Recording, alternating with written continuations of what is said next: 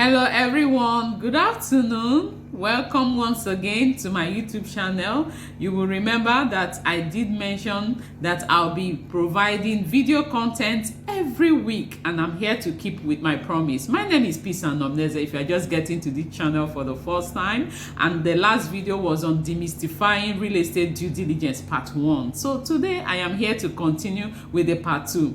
If you're just getting here, please take out time and look at the previous video on part 1, demystifying real estate due diligence. But for a quick recap, I would like us to remember that I didn't mention what is a due diligence as an investigation and verification on the property that you want to buy. And I said that we have two types, which is pre-due diligence and post-due diligence. Okay, these are the verifications and searches that you conduct on any property that you want to invest in. All right, okay, so and I did mention that in the pre-due diligence you have places where you conduct searches for you to have a comprehensive due diligence search.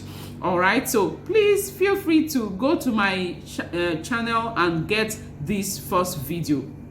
All right, but for today, what I'll be talking about is post-due diligence. We discussed about pre-due diligence in the last video, so this video I'm going to be talking about post-due diligence. All right, so when we talk about post-due diligence, this has to do with you, the buyer, and you, the seller. So the first one, pre-due diligence, has to do with the buyer alone.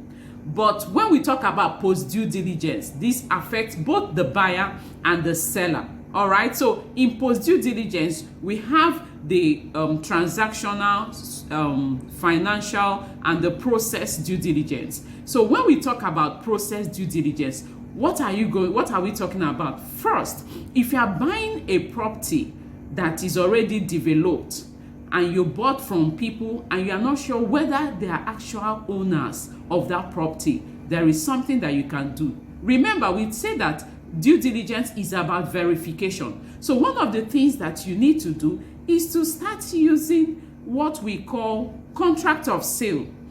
So that contract of sale is going to help you to pay for the property instrumentally. All right, so you're not paying at once. You're going to pay in batches. The first batch, you will put the terms and conditions. The second installment, the terms and conditions. The third installment. So you will list the terms, the condition under which you will pay. So one of the things I always counsel or advise during transaction where is a property that is developed is for you to demolish the property. All right, when you demolish a property that is not your own, what will happen? The owners will come after you. All right, so if you want to know whether you are dealing with the right people, demolish the property, wait for some days, for weeks, and see what will be the reaction. If nobody comes to ask why did you demolish the property, then you actually buy from the right owners. But when you demolish and some people come to ask you questions, and some people actually take you further to court, to other government agencies like police, then there's something fishy about that transaction. So this is one of the ways that you can use. All right, okay, so that is what we call the process due diligence. If it is a virgin land, an empty land, you can decide to fence it. All right, you can decide to fence the entire land, or you can decide to start deforestation, start cutting grasses, cut the trees, whatever that is found on the land, cut it and see if some people are going to show face. While you are trying to fence it, if the property is not if the people that sold to you are not the actual owners, you will see some people that will come to greet you and ask you, what are you doing on our property? All right, that's one. All right, that is the process due diligence. Then we talk about the transactional or the financials. This is where it involves the two, both the buyers and the seller. On the part of the seller, okay, you want to ensure that the funds that are coming to you are actually coming from a genuine transaction. Because if somebody is paying you from an account that is considered to be fraudulent or from a proceed of a fraudulent transactions, you are likely to go into EFCC net. So this transactional financials has to do with EFCC. So it's another place for confirmation. All right. So what do you do at this stage?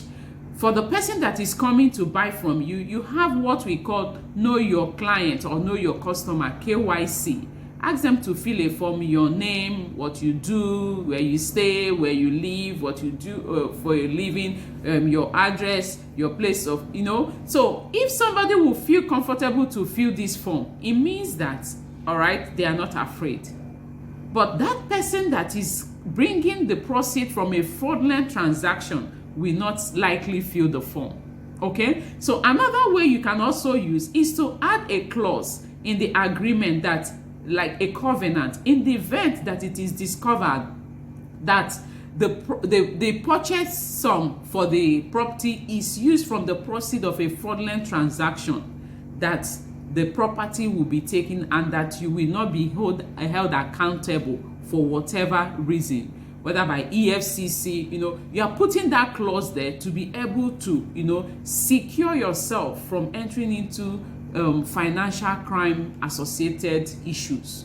All right, so this is very, very important when you are doing due diligence. Okay, so remember we talked about pre-due diligence. These are the places where you conduct searches: the lands registry, the court registry, the corporate affairs commission, the AMCON list of properties, Surveyor General's office, and the local intelligence. Okay, now this post-due diligence has to do with the processes and the transaction.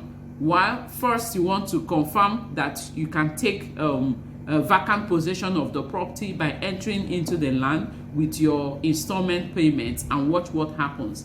2 is to confirm that the funds that you are receiving is not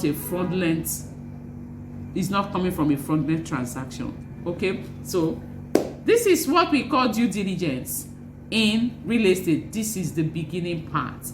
There are other due diligence that you can do when you want to buy an off-plan investment, when you are entering into a new house as a tenant. There is different due diligence depending on the transaction. All right, so for whatever question you have or clarifications, please use the Google form and send us an email, or send an email in the email provided, the email address provided there, and I'll be happy to answer all your questions. In the meantime, thank you so much. It's nice having you on this Learning Insightful Hub. Thank you. Watch out for my next video.